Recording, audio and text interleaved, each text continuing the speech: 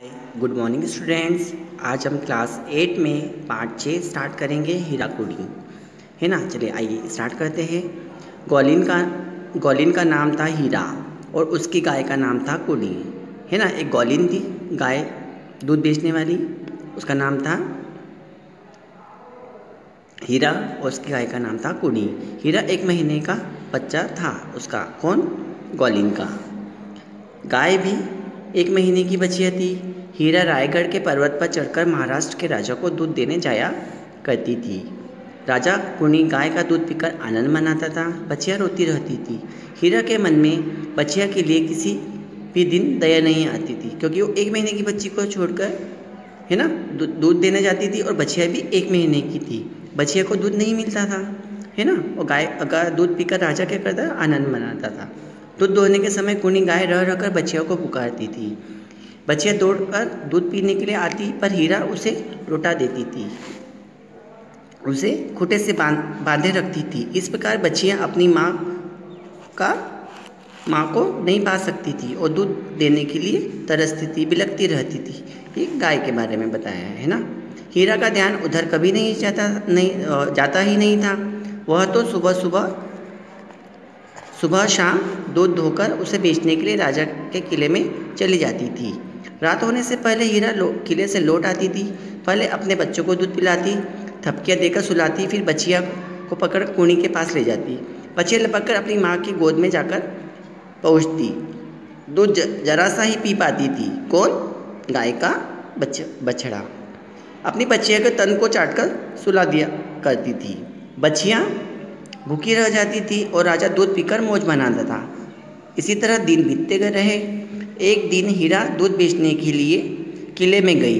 वहाँ दूध का मूल्य चुकाने में राजा के कोषाध्यक्ष में देर हो गई, है ना।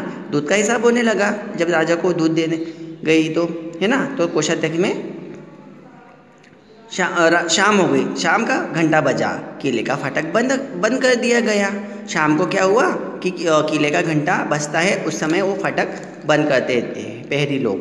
हीरा बोली, द्वार खोलो। पहरेदार ने कहा, आज्ञा नहीं है ना। उसको घर जाना था उसके बच्चे के पास। हीरा का मन बच्चे के लिए चटपटाने लगा। वह रो रो कर कहने लगी, मेरा मुन्ना है, तुम्हारे पैर पकड़ती हूँ, फाटक खोल दो। उन्हें द्वारपालों को ऐसा कहा। किसने, हीरा ने। राजा ने पत्थर दिल पहरेदार ने द्वार नहीं खोला। राजा के जो पत्थर दिल पहरेदार थे उन्होंने द्वार नहीं खोला। बालक को दूध पिलाने के लिए माँ की छाती फटने लगी, क्योंकि उसने कहा कि मेरा बच्चा भूखा है, मैं अगर घर में नहीं गई तो वो किसके पास रहेगा, किसका दूध पिएगा, है ना। लगी।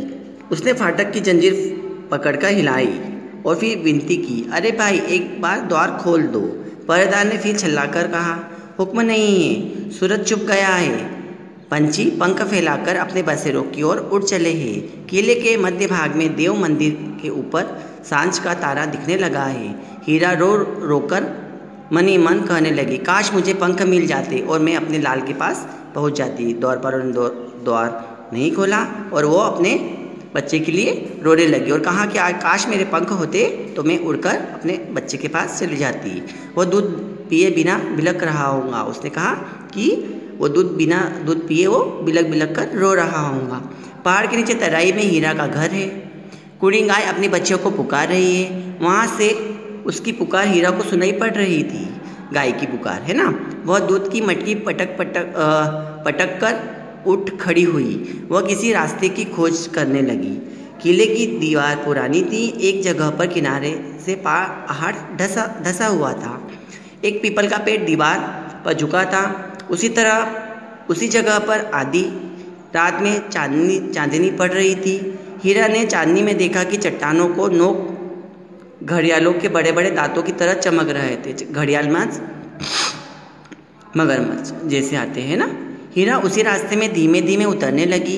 एक एक पत्थर पर पैर टिकाकर उसके बाद एक पगडंडी से हीरा अपने घर जा पहुंची। पगडंडी से गई वो एक पहाड़ का रास्ता था जो धंसा हुआ था, उसके जरिए वो उसके घर पर पहुंची। उस समय रात का तीसरा पहर चल रहा था। भोर होने की तैयारी थी। बच्चा रो रो कर सो गया।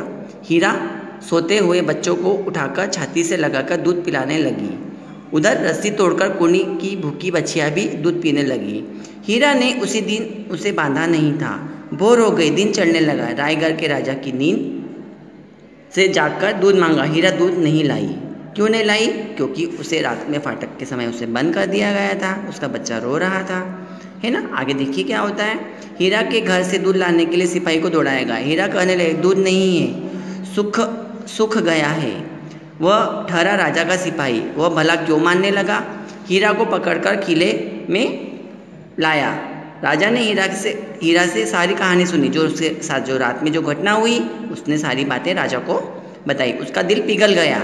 राजा ने हीरा को एक गांव जागीर में दे दिया, मतलब गिफ्ट में दे दिया। और जिस मार्ग से हीरा अपने जीवन को संकट में डालकर अपने बच्चों के समीप जा पहुंची थी, राजा ने उस कठिन रास्ते का नाम हीरा कुंडी रखा। ठीक है स्टूडेंट्स, आया समझ में आप लोगों के, है ना। यहाँ ये लेसन आपको एक्सप्लेन कर दिया गया है। ठीक है, ओके बाय।